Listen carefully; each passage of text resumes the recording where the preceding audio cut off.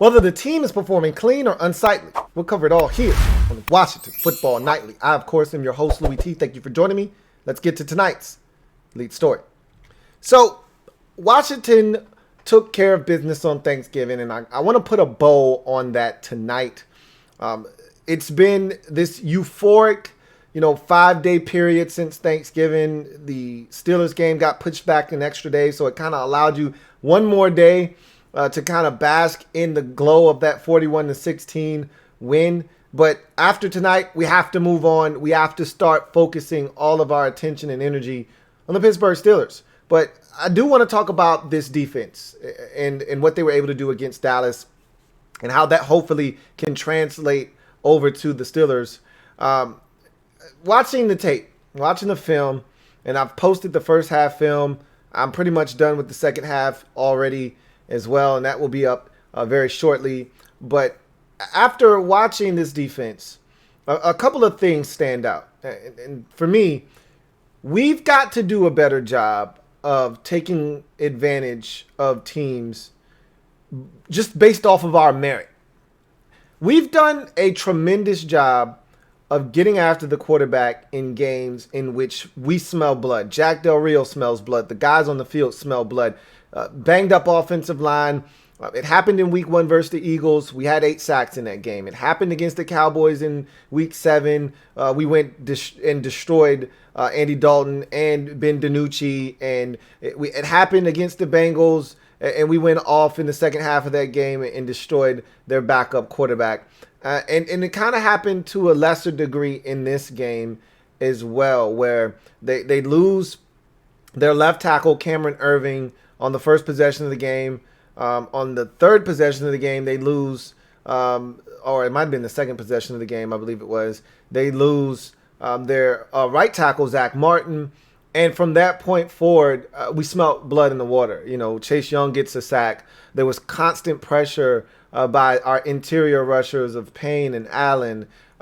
Kerrigan almost had a near sack, forced fumble. Sweat had pressure and ultimately got the interception late in the ball game. This is what I want to see from these guys, no matter what the circumstances. Doesn't matter who we're playing against, how good their offensive line is. We've got to start imposing our will on other teams. We've got to start being able to talk about this defensive line. And look, they are so good, and this defense is vastly improved, and I've talked about that this season. And there are times where we leave games and we're disappointed in the defense, and they didn't play up to our standards, and we didn't force the issue, we didn't force turnovers, we didn't get to the quarterback, we didn't get off the field on third downs, we didn't stop the run the way we wanted to, and there have been games like that this season. But for the most part, this defense has been one of the few mainstays this season, even in games where we haven't played all that well. There have been stretches where the defense has been lights out. Now, over the recent weeks, we've gotten more consistent play out of the defense, but there's still gaps in the game where the defense struggles. There's still opportunities for them to improve, but we've seen a level of maturity from this defense from the beginning of the season to where we are now, where this defense is gaining confidence, and it's not all about the second half, but that's a good ace to have in your back pocket, the second half, if we can continue that. I don't know if that's something that's going to continue or not, but that's a great quality to have, because that's winning time. When you get into the third and into the fourth quarter, if you can say, hey, we don't give it up in the third and fourth quarter, we don't give it up in the second half. So if we can just find a way to survive the first half, which has been my motto, survive the first half, survive in advance. If we can just find a way to play better in the first half, I think this defense has a chance, because as we've seen over the last month and a half, they don't give it up in the second. And that's been our theme in this entire season, really, is that we don't give it up a ton in the second half, specifically in the third quarter, but it's starting to bleed over into the fourth now. Earlier in the season, third quarter, lights out against Arizona, against, Cleveland, in some games where we weren't as good in the first half. We were lights out in the third quarter. Then the fourth quarter, we imploded again against Arizona, against Cleveland in particular. But we haven't really done that of late. We've gotten to this point now where we're playing a little bit more consistently in the first half, and we saw that against Dallas. Think about this for a second. Because you think about the 16 points, and this game was a lot closer than the final score indicates. If you watch this thing, it didn't really get out of control until around the 7-minute mark. Washington scores the touchdown, and then at Dallas, and really it started with Dallas deciding to fake the punt. That was at the 12-minute mark. We scored a touchdown on the very next play on the Antonio Gibson touchdown run, and then we're able to force a 3-and-out essentially, or we force Dallas to punt, get the football back on a nice little drive there, go for it on 4th down, convert that. Then you get the Antonio Gibson touchdown run, and then you get the subsequent Montez Sweat batted ball for the touchdown. So this game was a lot closer than the 41-16 score indicates. This is a 4-point game with 12 minutes left in the fourth quarter. But what I really want to focus on is that the Cowboys didn't have success in the red zone. There were one touchdown, and think about this, they only scored one touchdown in the game. And think about how close, and I brought this up on the film, think about how close they were to not even having the opportunity. And I don't know, with the way Dallas was calling the game, maybe they would have went for it on 4th down, but that was a 3rd and 1 where, if you remember, Tony Pollard made a fantastic effort. He got away from Cameron Curl, outran Chase Young and Troy Apke to the edge, and picked up 2 yards on 3rd and 1. Should have been tackled for a 2 or 3 yard loss. Would have forced a punt. The very next play, you get the 54-yard bomb to Amari Cooper for the touchdown. So we gave up one big play, and that's been one of the Achilles heels of the season. Is we can't keep saying, well, just if we didn't give up the one big play, but we gave up that one big play. That was it. Everything else, the pass interference right before half, stood tall, forced a field goal. Okay, the interception that Alex threw and the amazing play by Terry McLaurin, that rundown tackle at the 4-yard line, both their back gave up a field goal. So in that first drive of the game, when they took it down the field, long drive, 10 plays, moved it down the field, held them for a field goal. So the red zone defense, we've talked about this all season, sudden change of possession, talked about that all season, got to be better, got to force field goals. Well, we did that magnificently in this football game. I think that's the thing that stood out to me the most, is you had a sudden change of possession starting at the 4-yard line. You got 4 yards of grass to defend, and they defended that 4 yards of grass. You talk about giving up a long drive, bending but not breaking. We did it against Cincinnati, and that's a great quality to have. Look, you're going to give up first downs in this league. You're not going to be perfect. You're going to give up first down. Teams are going to move the football against you. But what matters is, do they get 7 or do they have to settle for 3? That's the difference in ball games. Had Dallas converted on just 2 of those touchdowns or field goals instead of touchdowns instead of field goals, had they taken 2 of those field goals and converted them to touchdowns, you're talking about the difference of 8 points. That's the difference between you leading by 4 or trailing by 4 in that ball game. There's a massive difference. Think about this. One difference, one touchdown. If one of those field goals is not a field goal, but rather a touchdown, it's a tie game at 20 apiece. That's the difference between holding a team out of the end zone and giving them opportunities to get in and score touchdowns. And so if we can start to do this, we did it against Cincinnati. We did it again against Dallas. If we can start holding teams to field goals, we have to stop giving up these big plays. We have to eliminate these from our vocabulary. This big play, it has to stop because it's killing us. And our big plays, a lot of times defensively, they aren't for 44 yards down to the 18. They're for touchdowns. They're big plays to the end zone. The Rams game, big play to the end zone. The Ravens game, big play to the end zone. The game against the Cowboys, big play. Lions game, big play, touchdowns. Like, we have to stop giving up these big plays. If we can minimize the amount of big plays that we give up as a defense and force teams to earn it, this team is gaining confidence. They really are. Defensively, you're seeing the talent show up. I've been impressed. I showed this on the film. The interior pressure is getting better. Payne is getting better. Allen getting better at getting after the quarterback. I've been impressed the last few weeks with the interior pressure being applied by Allen and Payne.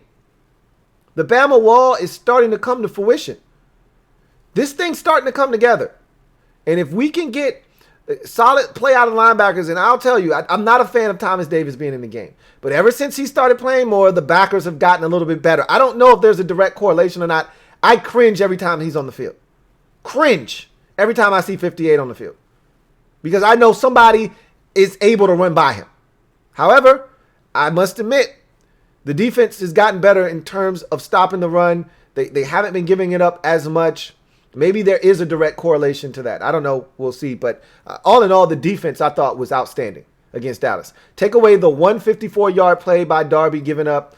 And again, that was tremendous coverage. He just lost the football. You know, the one play that I was most disappointed in Darby on was the pass interference one, not the touchdown that he gave up. He was in perfect position. He just didn't see the football. You know, he looked back and the ball was already past him, and he's looking back, looking to see where the ball is, and it's already gone. The pass interference before the half, that's the one that I was most disappointed on because he didn't have to do that. He panicked. He didn't look back for the ball. He didn't know where it was. He just knows, I've been beaten before. I'm not going to get beat again for a touchdown. And he got grabbed it. That I don't want to see. But outside of that, I thought this defense was tremendous. Made all the plays that they had to make. They got stops. The special teams chimed in with the stop. It was an outstanding performance by this defense. Run defense was on point. Guys got pressure on the quarterback. I don't like Andy Dalton scrambling as many times as he did. I don't like him picking up first downs. I think he had 3 conversions on third downs with his legs. We gave one up to the Bengals backup quarterback when he came in. He had a long-ass run, did Ryan Finley on a third and like 22. He ran for like 25. Like, that shit has to stop. But outside of that, I thought that this defense was outstanding. I thought the coverage was good. We gave ourselves a chance. The Cowboys, they made some mistakes. Another CeeDee Lamb drop in the end zone. I thought there was a missed opportunity on the first possession to hit Amari Cooper for a touchdown. No, that's not our problem. You make the plays that are there to be made, and we did that in this game. And we were sound as tacklers as well. Not a lot of yards after contact. Not a lot of guys breaking tackles, getting yards after they should be down. I thought we did a really good job of handling that as well. So a lot of good from this game. I need that to carry over to next week and the games that follow moving forward. But as we get to in other news, heard from Ron Rivera, heard from offensive coordinator Scott Turner, heard from starting quarterback Alex Smith as we start to prepare for the next matchup, which is the Pittsburgh Steelers on Monday. Remember, game moved from Sunday to Monday afternoon at 5 p.m. due to the COVID situation with the Ravens and Steelers. And so got a couple of notes to pass along for those of you who are not privy to this information. Cornelius Lucas back at practice today. Again, don't get overly excited, okay? However, that is massive, especially for this upcoming game because we need Morgan Moses back to the right side, specifically in this game. T.J. Watt might be the best pass rusher, pure pass rusher in the league right now. You know, him and both the Bozas, you know, even though Joey Nick is not playing this year due to the knee injury, Joey is still out there. I just watched a game this past week in which Joey Boza had like 3 or 4 sacks, a forced fumble, a recovery. Like, he's still, to me, one of the best in the business. But T.J. Watt is not that far behind. When you're talking about pure pass rushers off the edge. And he primarily lines up on the right side of the offense, left side of the defensive formation, meaning he lines up opposite the right tackle on most snaps. So they don't do a lot of flip-flopping, do the Steelers. They primarily keep their guys on their respective sides.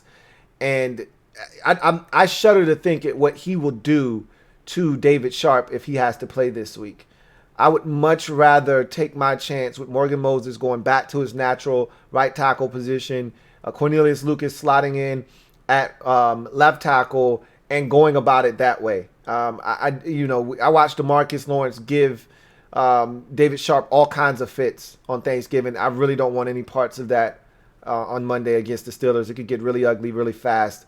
And not to say that Morgan Moses is just going to shut him down, but I feel more confident in Morgan Moses' ability to give him problems than I do David Sharp. So that's something that you should be encouraged by. But again, with Ron Rivera, and he stressed this, and he's been right, it's not about practicing. It's about how you respond to a full day's work of practice. So tomorrow is going to be the real indication and the real test as to how much progress Cornelius Lucas has made from his ankle injury, if he in fact can back that practice up with yet another practice, and you get the report that there wasn't as much swelling and there wasn't as much soreness and he feels good, we could be trending towards Cornelius Lucas getting back. I want to know what's going on with Jaron Christian as well.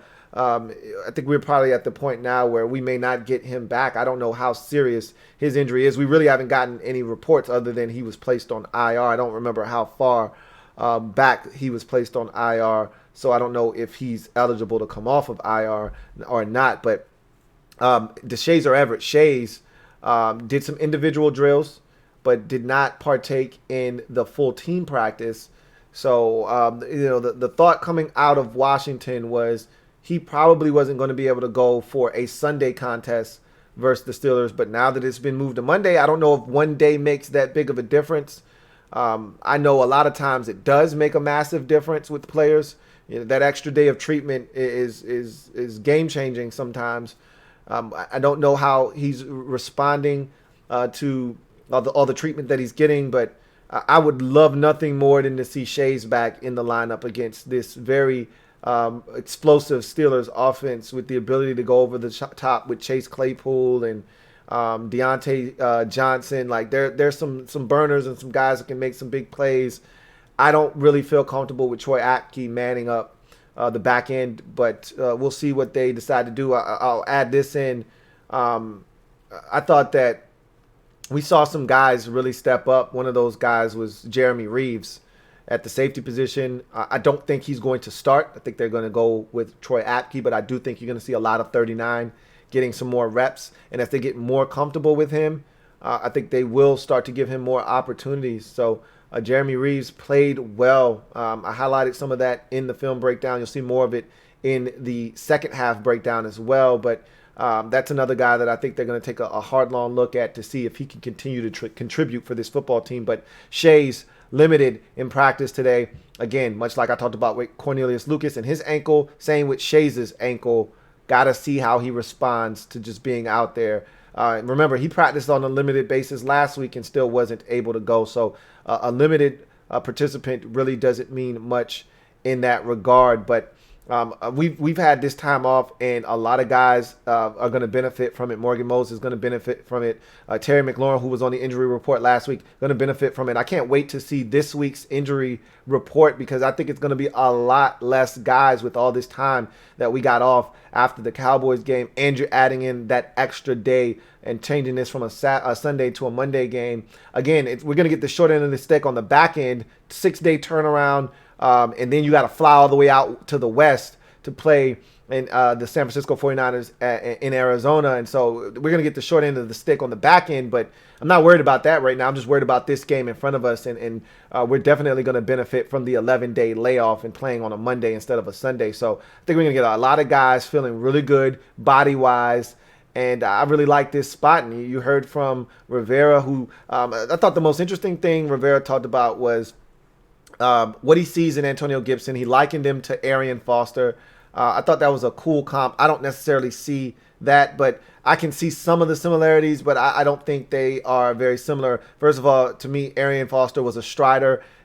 He, to me, also didn't possess the kind of speed that Antonio Gibson does. But then, again, there weren't many times Arian Foster was caught from behind, but he could be caught from behind.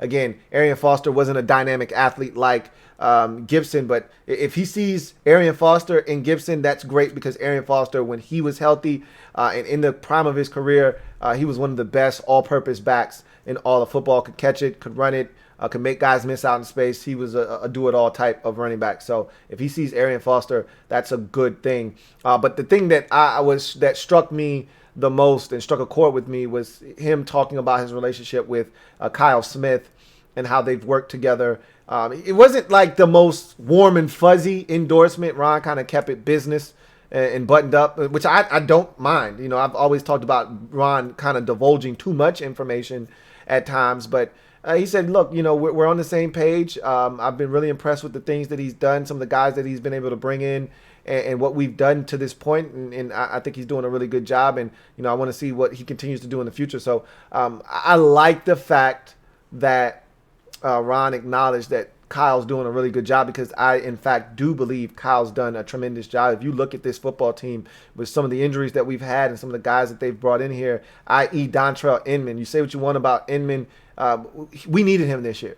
Without Dontrell Inman, we are in a world of trouble this season, because we didn't have any veterans on this team.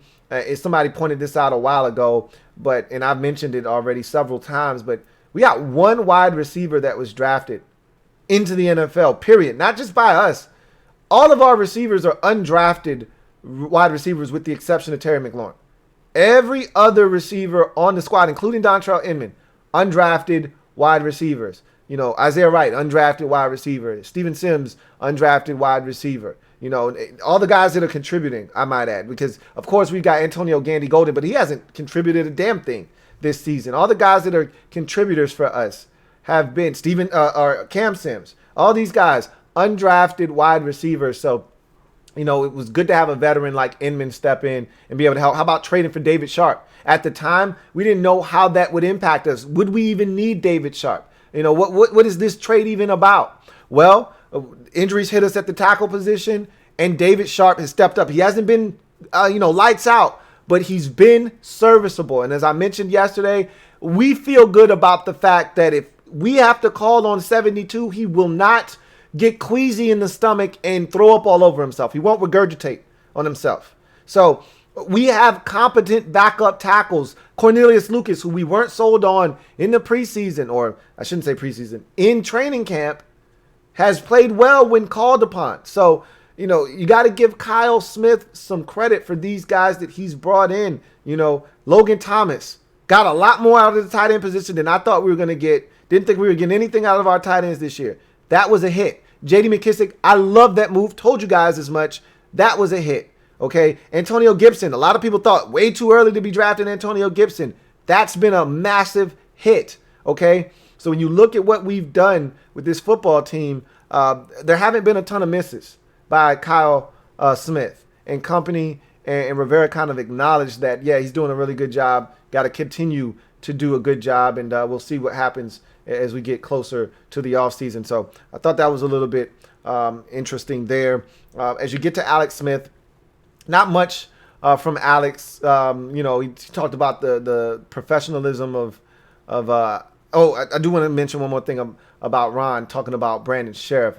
It sounds more and more like they're leaning towards offering Sheriff a contract now. Rivera said this at the very end of that statement. We got to be on the same page. Now, he said the same thing about Kyle Smith. He said the same thing, I think, about Brandon Sheriff as well, kind of leading to that, hey, money's got to be right, obviously, but they love what Sheriff provides for them from a leadership standpoint, from a toughness standpoint. Durability has been a question the last 3 years, but him coming back, had he not played another down after the injury in week 2, I think it's his chapter in history in Washington, that last chapter would have been closed, and he would have had to start a new chapter elsewhere. The book would have been closed. But him coming back and being effective like he has since he's come back, I think he's done something to kind of reestablish himself as one of the pillars of this organization from a player standpoint, and a guy that I think they really trust as a leader in that locker room. I think they want Sheriff back. It'll be interesting to see what they do with him this offseason. But the same thing with Jonathan Allen. Even though he's not up, I think that's another guy that you got to pay attention to and see exactly what they're going to do with Jonathan Allen, because he is going into the last year of his deal. I think they would like to get that done sooner rather than later. So Alex Smith, not a lot there. He talked about the professionalism of Terry McLaurin, and he did have a little bit of a Dwayne comment, but it was more of an overall comment. It wasn't a narrowed, focused comment about Dwayne, because I don't think he really understood the question all that well. And so once he heard it was Dwayne, he kind of just went on this rambling spiel about everybody's path is different, and which he's right. But they were specifically looking for, examples of Dwayne being better than he was before, and Alex just wasn't going to give them any of that, which I wouldn't do that if I were him either, because then you're acknowledging that there were some issues before, and that's not his place to do that. So you get to Scott Turner, And I thought the most interesting thing he had to say is that he's grown as a coordinator. He acknowledged the fact that at the beginning of the season, there are a lot of things that, and you even heard Rivera talk about this, that you can't win, a game on one snap, but you can lose a game on a snap if you're not careful. And so he said he's learned to grow in those areas. He talked about, the usage of Peyton Barber, and in games that they've won, Barber has been instrumental. And he talked about this about 3 weeks ago, how he wanted to get Peyton Barber more involved, and they have over the last month or so. And he talked about Terry McLaurin's development. So did Ron Rivera in his route running ability. Rivera talked about how they would have taken him in Carolina if Washington didn't take him here. That sounds good, whatever the case may be. Scott Turner talked about his evolution, and people keep trying to give him the excuse of no preseason and the shortened off season, and he's not really biting the bait. He's like, look, I just want to get better every single week. I just want to get into a rhythm. I want to understand the guys that I have, know what they do well, and try to highlight that. And that's essentially what he's done. And he understands there's a lot of work left to be done. He's still, they tried to ask him about trick plays because we had so many of them on Thanksgiving and they were successful. But he said, yeah, there's that end of the spectrum. But then, remember in Detroit when I ran, the reverse on the first possession of the game and we lost 10 yards, a lot of people wanted to take him and throw him off of a bridge. So, he talked about, hey, when they work, they're great. When they don't, you're a goat. So, you're a scapegoat. So, I just love his temperament. He's even keeled, doesn't get too high, doesn't get too low, doesn't kind of feed into the nonsense. He's just trying to get better every single day. And that's all I can ask for from a young coordinator, is continue to grow. A lot of people have been ragging on Scott Turner this year. I told you I've seen growth from him. He's adapted to his situation, whether it be Dwayne early in the season to Kyle Allen to now Alex Smith. You're seeing the expansion of this playbook. You're seeing roles expand and grow. That happens with time, and that's what we talked about going into the season, and now you're seeing it come to fruition. So I really like Scott Turner. That's no secret. I've explained that to you guys numerous times. He's continuing to get better, and he's got one hell of a task in ahead of him. This is the biggest challenge of the season. He hasn't seen a defense like this to this point this season, and I want to see how he responds. I want to see how the players respond to their biggest defensive challenge of the season. So with that said, that's going to do it for me, your man Louie T, here on Washington Football Nightly. I look forward to chopping it up with you guys tomorrow night live, 8:30 p. Remember, no Thursday night football game because of COVID. No Thursday night game. Ravens Cowboys has been moved to next Tuesday, so we'll have all Thursday night to discuss this team. We'll talk about the Steelers game after the Steelers won tonight versus the Ravens. There was this crazy bravado from the fan base. I haven't seen this since the Detroit game. You know what happened then. So we've got a lot to discuss. I want to see and take the temperature because that was a select few of fans, but they were really confident. I don't like that. You know how I feel about that. So I think we've got a lot to discuss going into Week 13's massive matchup against the Pittsburgh Steelers on the road in what essentially is going to be a primetime spot on a Monday afternoon at 5 p.m. So looking forward to chopping it up with you guys live tomorrow, 8:30 p. Should be a ton of fun. But until then, I'm your man, Louie T. Remember, if you haven't already done so, what are you waiting on? Go ahead and subscribe to the Louie T Network for more great content. Turn on that notification bell so you don't miss a thing. And also hit that like button if you have not already done that either. With that being said, I'm your man, Louie T. This has been Washington Football Nightly. I'll see you next time. Have a good one. Here comes the diesel. Here comes the diesel. There's the snap, hand to Riggins. Good hold. He's got the first down to the 40. He's gone. The 35, the 30, the 20.